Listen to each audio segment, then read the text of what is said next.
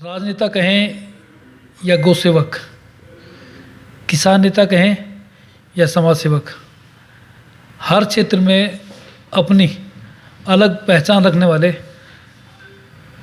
रोहतक शहर के पूर्व पार्षद सूरजमल रोज से बातचीत करते हैं कि वर्तमान परिवेश में जो समस्याएं आम लोगों के सामने आई उससे कैसे। सूरजमल जी, आज हम बात करेंगे किसान आंदोलन से जुड़े कुछ पहलुओं पर।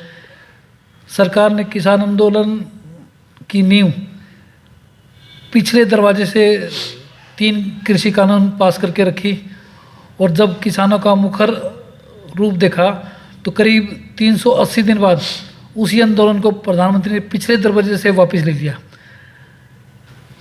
देखिएगा, भारत हमारा 36 बिरादरी का देश है, अनेकता में एकता का देश है। यहाँ पर हमारे पीएम का फर्ज बनता था, प्रधानमंत्री का फर्ज बनता था, राज्यसभा के 256 जो मेंबर हैं और लोकसभा के जो 543 जो सांसद हैं, इनसे पहले ये कानून पास करने से पहले इनसे मीटिंग करते, मीटिंग करके इनके राय लेते, इनका विचार लेते। ये भी भारत की जनता के द्वारा बनाए हुए प्रतिनिधि हैं। जबकि ऐसा जो करना चाहिए था, ऐसा ना करके हमारे देश के पीएम ने अपनी मनमानी चलाई और तीनों कानून पर कोई विचार नहीं किया कि देश के किसान इन 3 कानून से जो कानून बनाए हैं इनसे दुखी होंगे या सुखी होंगे, इससे किसान का फ़ायदा होगा या लॉस होगा। इन बातों पर विचार ना करके जो एक गैर जिम्मेदाराना व्यक्ति का विचार होते हैं, उन विचारों को पूरे देश में क्या पूरे वर्ल्ड में ही दिखा दिया कि भारत का प्रधानमंत्री गैर जिम्मेदाराना विचार का है, जिम्मेवार नहीं है। सूरजमल जी, किसान आंदोलन के दौरान धरती पुत्रों को कभी देशद्रोही कहा गया, कभी आतंकवादी कहा गया, कभी यहाँ तक कह दिया गया कि ये किसान है ही नहीं, ये लोग सिर्फ लाकर भीड़ इकट्ठी की गई है राष्ट्रीय राजधानी के चारों तरफ। तो ऐसे में कुछ नेताओं ने अनकल बातें भी की। उन्होंने कहा कि अपने राज्य में बराबर की एक फोर्स बना के इनके ऊपर प्रहार किया जाए। तो ये कितना तर्कसंगत लगा आपको? देखिएगा, किसान हमारा एक ऐसा परिवार है, किसान से 2 चीज़ें हमारे देश को प्रथम रूप से मिलती हैं। जैसे कि किसान खेत में किसानी करके गर्मी सर्दी चौमासा बारिश इस सब मौसम को झेलते हुए रात और दिन किसान खेत में कार्य करके हमारे देश का पेट भरता है। दूसरा, किसान के ही परिवार से हमारे देश के जो सेनानी हैं, जो जवान हैं, वो किसान के परिवार से मिलते हैं, ना कि शहरी परिवारों से। किसान का बेटा सुबह 3 बजे उठ के रोडों पे घूमता है, सैर करता है, व्यायाम करता है, अपने शरीर को हष्ट पुष्ट बना के सेना के लिए तैयार करता है और पुलिस के लिए तैयार करता है। तो किसान के परिवार से हमारे देश को पेट भरने के लिए अनाज मिलता है और देश की सुरक्षा के लिए जवान मिलता है। जबकि इन्हीं परिवारों को पीएम कहता है ये तो उग्रवादी हैं, ये तो जो है ना देशद्रोही हैं, दूसरा ये तो अलगाववादी हैं। जबकि ये तो कुछ एक आदमी बैठे हैं, दिहाड़ी वाले बैठे हैं, किराए वाले बैठे हैं, जबकि वो किसान थे। अगर ये कानून सही थे और किसान गलत थे तो पहले ये कानून जो लागू किए देश के पीएम ने बगैर विचार किए। जब कानून सही थे तो किसान गलत थे तो आप इन कानून को रद्द क्यों किया? इसका मतलब तो ये हुआ किसान सही थे। तो मेरा मानना है किसान के प्रति ऐसा करके पीएम ने एक देशद्रोही होने का सबूत दे दिया कि मैं देशभक्त ना होकर के मैं देश का विरोधी इंसान हूँ। प्रधानमंत्री के सुर में लाके कुछ लोगों ने आंदोलन को कुचलने का प्रयास भी किया। हरियाणा में भी एक नेता ने किसानों के बारे में ऐसी टिप्पणी की जिस पर विवाद हुआ और बाद में उन्होंने क्षमा याचना भी की। देखिएगा, हमारे रोहतक के जो एमपी अरविंद शर्मा जी हैं, बड़े जिम्मेवार व्यक्ति थे। पता नहीं एक दिन जब स्टेज पे रोहतक में प्रोग्राम हुआ, उनके मुंह से अनाप शनाप शब्द निकले, वो गलत निकले। ऐसे गैर जिम्मेदाराना शब्द हमारे रोहतक के एमपी ने नहीं निकालने चाहिए थे। इन शब्दों से ये झलकता है कि हमारे एमपी गैर जिम्मेदाराना विचार के आदमी हैं, वो अच्छे विचार के इंसान नहीं है, एमपी के लायक नहीं है। किसानों के बारे में आंदोलन के दौरान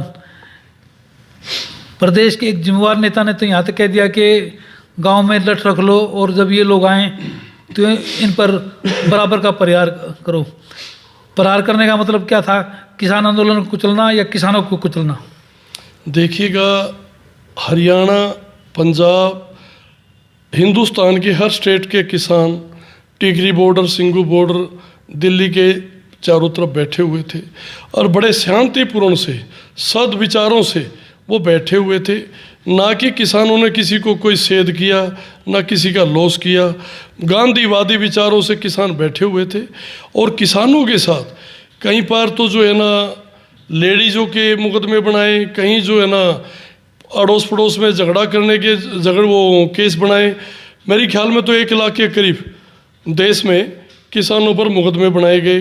अनेक प्रकार के कानून बना करके उनको जेल में डालने की कोशिश करी और जेल में डालने भी। लगभग हमारे देश के पीएम प्रधानमंत्री की सोच के गलत नीति के अनुसार, जो गलत नीति नहीं होती तो 750 किसान की मौत ना होती। और ये 750 किसान का मौत का जिम्मेवारी जो है हमारे पीएम ने लेनी चाहिए। और किसानों के परिवार से जिनकी शहादत हुई है तो उन किसान परिवारों को पीएम ने, उन परिवारों को हर्जाना देना चाहिए। उनके परिवारों को सरकारी नौकरी देनी चाहिए। और देश की लाल किले पे खड़े होकर के पीएम ने जो है ना माफ़ी मांगनी चाहिए और इसकी जिम्मेवारी लेनी चाहिए कि मेरी गलत नीति के अनुसार 750 किसान की मौत हुई है। सूरजमल जी, 750 किसानों की आंदोलन के दौरान मौत हुई, उनको शहीद का दर्जा दिए जाने की मांग तो आमतौर पर उठती रही है, लेकिन सवाल यह है कि क्या यही देश के आम आदमी के या किसानों के अच्छे दिन हैं? देखिएगा, मेरा मानना तो ये है, जब देश का किसान और जवान उसके प्रति अगर देश की जनता का, देश के नेताओं का अगर व्यवहार रूखा होगा, अच्छे विचार नहीं होंगे, व्यवहार अच्छा नहीं होगा, तो किसान दिल से टूट जाएगा, जवान दिल से टूट जाएगा। और ऐसा हुआ भी जब किसानों के ऊपर यहाँ की कानून व्यवस्था के अनुसार, जैसे पुलिस ने किसानों से मुठभेड़ किया, आमने सामने जो है ना किसानों पर लठ बरसाए गए, गोलियां चलाई गई, आंसू गैस के गोले छोड़े गए। तो जो हमारे देश के बॉर्डर पर जो हमारी सेना के जवान थे, चाहे वो एयरफोर्स है, चाहे वायुसेना है, चाहे थल सेना है, किसानों के ही बच्चे हमारे बॉर्डर पे हैं सुरक्षा में। हम रात और दिन 24 घंटे चैन की नींद सोते हैं या खुशी से हम चैन में से रहते हैं देश में, तो किस लिए रहते हैं? किसान धरती पुत्रों के जवानों की वजह से, उनके लड़के जो बॉर्डर पे हैं उनकी वजह से हम शांति से हैं, देश सुरक्षित है।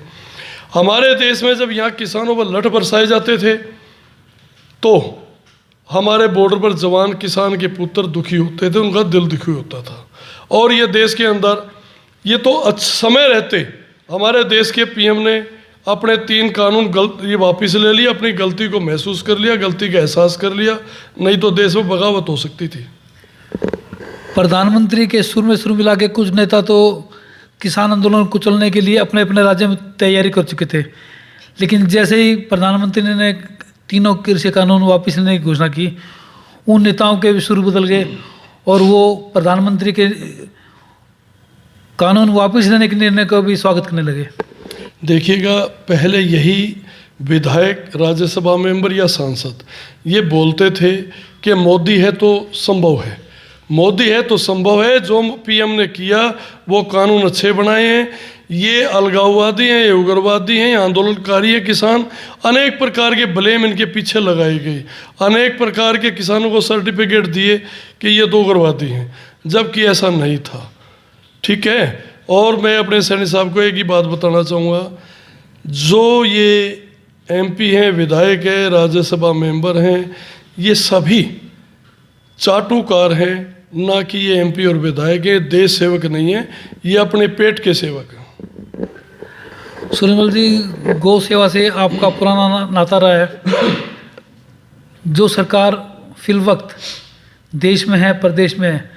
गौ सेवा के नाम पर बहुत लंबे समय तक ढिंढोरा पिटा जाता रहा, लेकिन आज गौ की स्थिति क्या है, ज़रा इस पर भी आप अपनी बात कहें। देखिएगा, गौ सेवक तो किसान है या देहात के कुछ चंद आदमी हैं।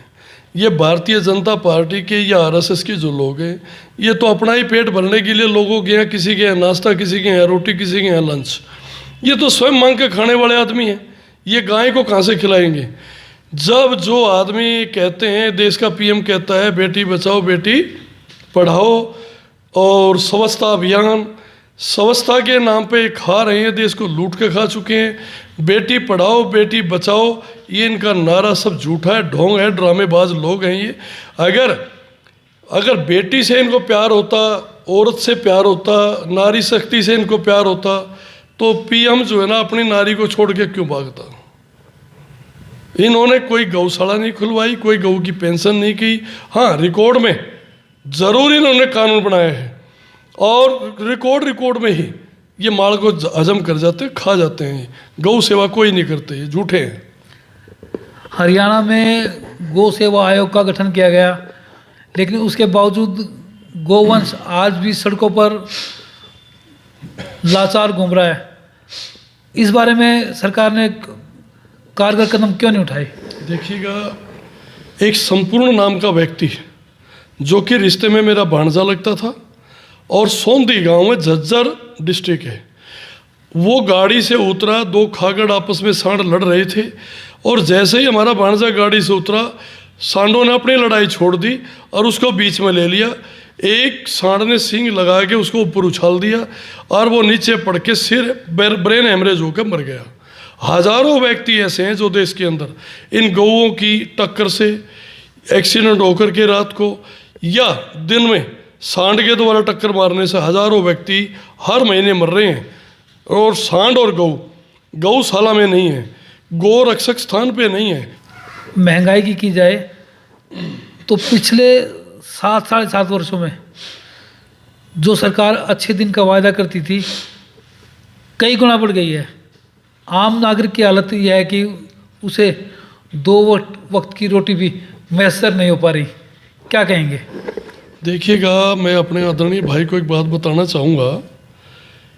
जब 8 साल पहले कांग्रेस की सरकार थी और ये भारतीय जनता पार्टी वाले लोग विपक्ष में बैठे थे, तो ये कपड़े निकाल के तीसरे दिन हर जिले में ढोंग रचते थे। चाहे वो देश अपने हरियाणा का मुख्यमंत्री, वो गृह मंत्री क्यों ना हो, चाहे किसान मंत्री, अपने आप को किसान कहने वाला ओम प्रकाश धनखड़ क्यों ना हो, अनेक प्रकार के इनके नेता हरियाणा में, ये मैं पूरे देश को छोड़ के हरियाणा की बात कर लेता हूँ। हरियाणा में जब हमारा तेल होता था 55-60, तो आज तेल के भाव हैं 110-15। तो देखिएगा, जब 55 और 60 के भाव तेल के होते थे, डीजल के होते थे 8 साल पहले, तब ये कपड़े निकाल के और नंगन व्यवस्था में ये प्रदर्शन करते थे। इनको शर्म नहीं आती थी। आज 8 साल में तो दुगने रेट हो गए तेल और डीजल के। सरसों का तेल 80 और 100 रुपये की बोतल मिलती थी, आज वही बोतल 200 रुपये की मिल रही है। जो हमारा आटा 18-20 रुपये किलो होता था, वही आज 35 और 40 रुपये किलो है। चीनी के भाव डबल हैं, मसाले के भाव डबल हैं, दूध के भाव डबल हो चुके हैं। तो रसोई जो है ना, आज चलाना एक गृहिणी के लिए और एक परिवार के लिए बड़ा मुश्किल काम है। सूरजमल जी, किसान एमएसपी की मांग कर रहे हैं और एमएसपी जब ही संभव हो पाएगा जब किसान को उसकी फसल की लागत के अनुसार कुछ ना कुछ वृद्धि करके दर मिलेंगी। तो क्या आप ये नहीं समझते कि महंगाई में कुछ इजाफा तो होगा ही? देखिएगा, किसान का जो एमएसपी का विचार है, एमएसपी की सोच है, एमएसपी की डिमांड है, किसान अपनी जगह जायज़ है। आज जो किसान खेती हर है, किसान खेती बोता है। अब किसान जो खेती करने के अनुरूप जो बीज होता है, खाद होता है, पानी है, डीजल, वो इंजन चलते हैं, ट्रैक्टर चलता है, ये सारा खर्चा कुल मिला करके जो होता है, आज किसान की लागत का भी पौना ही मिल रहा है, उसको सवा नहीं मिल रहा। मैं दूसरा आपको एक और बताऊंगा, मार्केट में कोई भी वस्तु लेने जाएं, कोई भी माचिस से लेके बड़े से बड़ा कोई भी आइटम ले, उस पे एमआरपी होता है। किसान की जो फसल है उसका एमआरपी का मतलब है एमएसपी ही, ठीक है बड़े भाई। जायज़ बात है। तो मैं ये कह रहा हूँ जब हर वस्तु पे एमआरपी है, व्यापारी की तरफ से उस पर चिट लगी होती है, एक मार्का होता है, तो किसान की फसल का क्यों नहीं एमएसपी हो, क्यों नहीं एमआरपी हो, होना चाहिए। और हिंदुस्तान के किसान ने जो अपनी डिमांड की ये बिल्कुल जायज़ थी और ये हमारे पीएम ने दे भी देना चाहिए था। और अब 1 साल किसान संघर्ष करते रहे दिल्ली के बॉर्डर पे, किसानों ने कोई बॉर्डर बंद नहीं किया। अगर बॉर्डर बंद किया तो हिंदुस्तान की सरकार ने, पीएम ने करवाया, किले गड़वाई, बैरिकेड लगवाए, पुलिस खड़ी की, जो कि सारे देश ने देखा, पूरे वर्ल्ड ने देखा है कि एक देश का पीएम कानून व्यवस्था किसानों के जायज़ मांग से डर करके बॉर्डर बंद करके बैठ गई। 1 साल किसानों को सुना नहीं गया कि आप बैठे क्यों, किस लिए बैठे हो। एक वो छोटा 4.5 फुट का आदमी है तोमर, उसको भेज दिया, बार बार सुनेगा, 12 बार मीटिंग हुई, कोई नतीजा नहीं निकला, सब मीटिंगें बेनतीजा निकली। और आखिरी में एक दिन आता है पीएम देश का, कहता है 3 कानून रद्द, शायद मेरी सेवा में गलती रह गई होगी। अरे सेवा तो कर रहे हैं देश के किसान, अपने बेटे को जवान के रूप में देते हैं देश की सुरक्षा में और देश का पेट भरते हैं। सेवा तो किसान करते हैं, ना कि पीएम। पीएम तो एक दिन में 5 बार कपड़े बदलने वाला है, 56 भोग खाने वाला आदमी है, 12,000 करोड़ के जहाज में चलता है, अनेक प्रकार की अरबों रुपए की महीने की सुरक्षा है। ये सेवा कहाँ से करने वाला है, ढोंगी आदमी है ये, देश का पीएम नहीं ढोंगी है। सूरजमल जी, सरकार पर तो आरोप लगता है कि उसने महंगाई बढ़ा दी, कुव्यवस्था का वो है, पेट्रोल डीजल महंगे हो गए, रसोई गैस महंगी हो गई, आम आदमी प्रभावित है, इस बात में कोई दो राय नहीं। लेकिन जो विपक्ष आलोचना करता है वो विपक्ष भी देश की जनता को यह भरोसा दिलाने में नाकाम रहा है कि अगर वो सत्ता में आए तो महंगाई पर अंकुश लगाया जाएगा।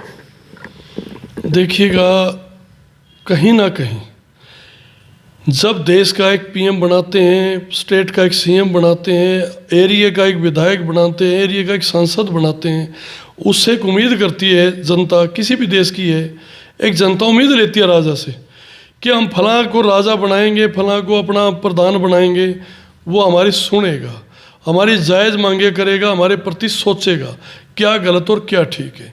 जबकि हमारे देश का तो पीएम हो या चाहे मुख्यमंत्री हो चाहे एमपी हो, ये सब ढोंगी और झूठे हैं, जुमलेबाज हैं, इनकी बातों में कोई सच्चाई नहीं है, ये कड़वी सच है। सर मेरा सवाल ये है कि जो लोग आज विपक्ष में बैठे हैं उनको तो देश की जनता को ये भरोसा दिलाना चाहिए कि उन्हें सत्ता मिली तो महंगाई पर अंकुश लगेगा, बेरोजगारी का समाधान होगा, हमारे युवा जो आज भटक रहे हैं उनको कहीं ना कहीं उम्मीद की किरण नजर आएगी। देखिएगा, जब कांग्रेस, चाहे वक्ता थे कांग्रेस के, उन्होंने झूठ बोला, चाहे प्रधानमंत्री थे, चाहे एमपी थे कांग्रेस के, जो भी थे, जब वो अपनी जिम्मेवारी से हट गए, जनता को जिम्मेवार नज़र नहीं आए, तो उसी के बलबूते तो जो है ना कांग्रेस को हरा करके और मोदी को सत्ता दी थी। अब जो है ना मोदी अपनी जुमलेबाजी से भटक गया, झूठ, ये जनता को सिद्ध हो गया कि ये आदमी झूठा है, ये आदमी डोंडरेबाज है, जुमलेबाज है। तो अब जो सज़ा जनता ने कांग्रेस को दी थी अब वो भारतीय जनता पार्टी को मिल जाएगी। कहीं ना कहीं अब चाहिए हमारी सोनिया गांधी को, राहुल गांधी को, प्रियंका गांधी को, या वह देश के अन्य जो सेवक नेता हैं उनको चाहिए जनता का विश्वास जीते, जनता को एक विश्वास की बात याद दिलाए, कहीं भरोसा दिलाए कि हम तुम्हारा अच्छा करेंगे जब देश का भला होगा। सर क्या लगता है देश के हालात कुछ बदलेंगे? पिछले लंबे समय से तरस जनता को कहीं राहत मिलेगी?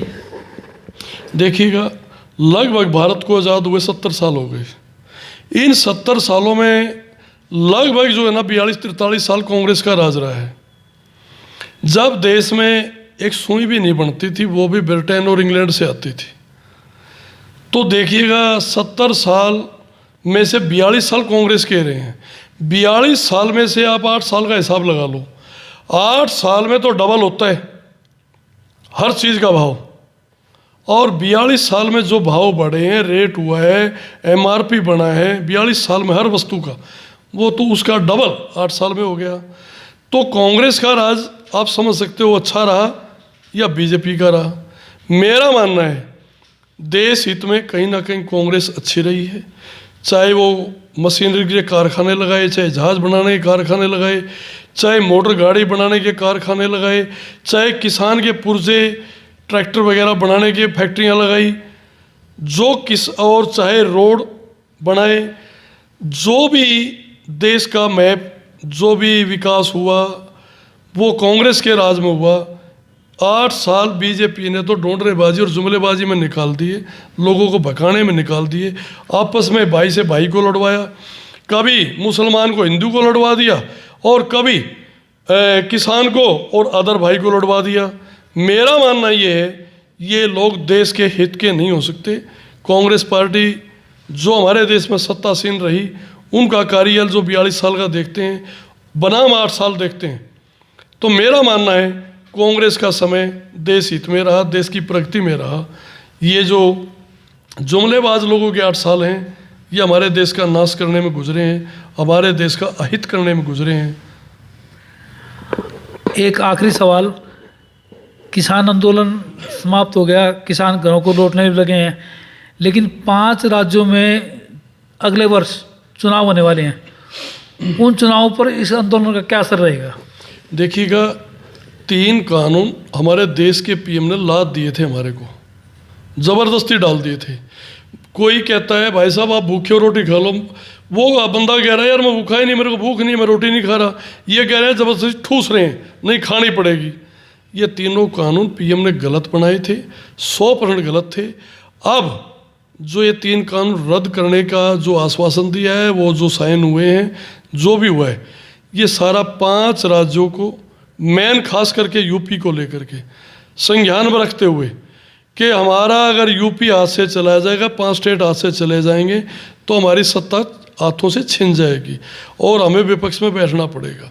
और इन्होंने देश के अंदर कहीं कोरोना आ गया, कहीं फलाना आ गया, कहीं आपस में लड़वा दिया, कहीं कुछ करा दिया, कहीं आरक्षण, सब ड्रामे देश में फैला करके बना करके सोची समझी चाल से देश को इन्होंने लड़ाया।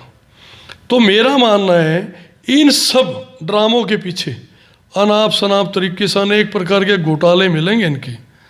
सत्ता चेंज होने के बाद जब दूसरा पक्ष आएगा, CBI बैठेगी, तो मेरा मानना है CBI से अनेक प्रकार की जो ये लोगों को प्रेशर कर रहे हैं, वो दूसरी भी पार्टी आएगी, जो पक्ष आएगा वो इनकी भी घोटाले चेक कराएगा।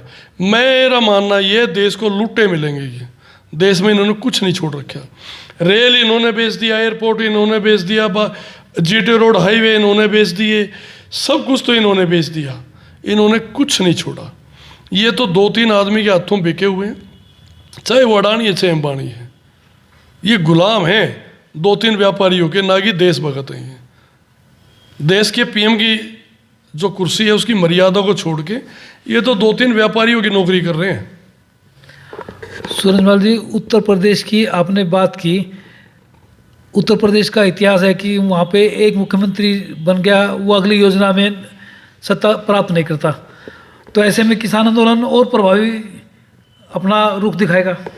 देखिएगा किसानों का एक फैसला है, जब यूपी का चुनाव आएगा, उत्तराखंड का आएगा, चाहे वो हिमाचल का है, जो भी है 5 स्टेट के चुनाव हैं, मेरा मानना है किसानों ने एक अंदर खाने फैसला लिया है कि हर चुनाव में, हर स्टेट में हम जा कर के, आगामी चुनाव लगभग फरवरी में होगा, इस चुनाव में किसानों का एक फैसला है कि वो जाके गांव-गांव जाएंगे, शहर-शहर जाएंगे, हर गली गुच्चे में जाएंगे और ये बताएंगे ये जुमलेबाजों की पार्टी है, बीजेपी को वोट नहीं देने। ये थे सभी विधाओं में पारंगत, पार्षद रहे, राजनेता रहे, गौ सेवक रहे, समाज सेवक रहे, सूरजमल रोज। उन्होंने बेबाकी से अपनी बात कही और हर पहलू पर विस्तारपूर्वक चर्चा की।